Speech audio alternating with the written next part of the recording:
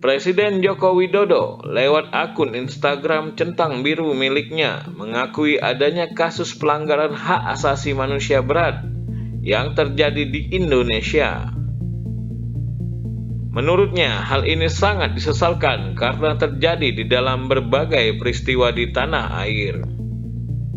Jokowi menyebut antara lain peristiwa 1965, 1966, penembakan misterius tahun 1982-1985, tragedi gedung di Aceh tahun 1989, penghilangan orang paksa di tahun 1997-98, dan kerusuhan Mei tahun 1998.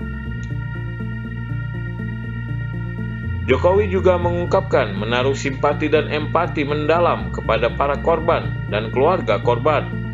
Ia menegaskan pemerintah berusaha memulihkan korban secara adil dan bijaksana tanpa menegasikan penyelesaian yudisial.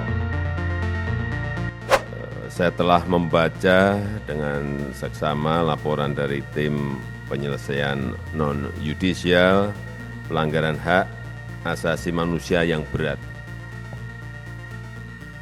yang dibentuk berdasarkan keputusan Presiden nomor 17 tahun 2022. Dengan pikiran yang jernih dan hati yang tulus, saya sebagai Kepala Negara Republik Indonesia mengakui bahwa pelanggaran hak asasi manusia yang berat memang terjadi di berbagai peristiwa. Dan saya sangat menyesalkan terjadinya peristiwa pelanggaran hak asasi manusia yang berat pada yang pertama, peristiwa 1965-1966, dua, peristiwa penembakan misterius 1982-1985, tiga, peristiwa Talangsari, Lampung 1989, empat, peristiwa Rumah Gudong dan Pos Satis di Aceh 1989, yang kelima, peristiwa penghilangan orang secara paksa tahun 1997-1998, enam, peristiwa kerusuhan Mei 1998, tujuh, peristiwa Trisakti dan Semanggi 1 dan 2, 1998 dan 1999, 8, peristiwa pembunuhan Dukun Santet 1998-1999, 9, peristiwa Simpang KKA di Aceh tahun 1999, 10, peristiwa Wasior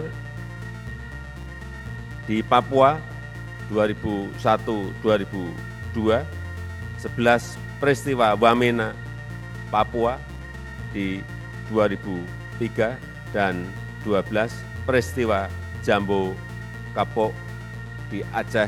Saya menaruh simpati dan empati yang mendalam kepada para korban dan keluarga korban.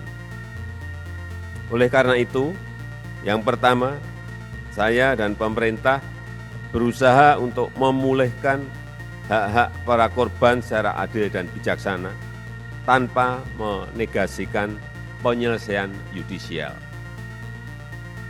Yang kedua, saya dan pemerintah berupaya sungguh-sungguh agar pelanggaran hak asasi manusia yang berat tidak akan terjadi lagi di Indonesia pada masa yang akan datang.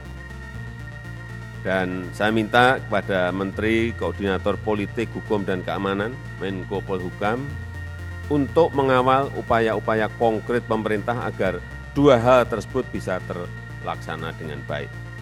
Semoga upaya ini menjadi langkah yang berarti bagi pemulihan luka sesama anak bangsa, guna memperkuat kerukunan nasional kita dalam Negara Kesatuan Republik Indonesia.